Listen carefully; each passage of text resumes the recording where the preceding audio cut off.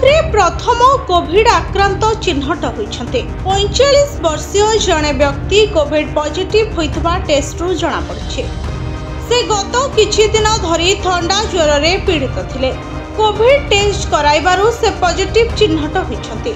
देश रे एबे पुणी मुंड टेकिलाणी कोरोना भाइरस। 3 वर्षर व्यवधान परे ओडिशा को कोरोना फेरिछे। गत मे 8 तारिख रे भुवनेश्वर रे जणे वयस्क पुरुष व्यक्ति कोरोना रे आक्रांत होइथिले। तांकु राजधानी रो एक घरोई हॉस्पिटल रे चिकित्सा पई भर्ती करा जायछि। तबे तांकर ट्रैवल हिस्ट्री जणा पड़ी नाही।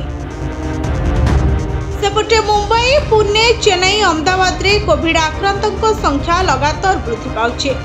एबे सुधा देश रे कोरोना रे 300 रु अधिक नुआ मामला चिन्हट होइछि।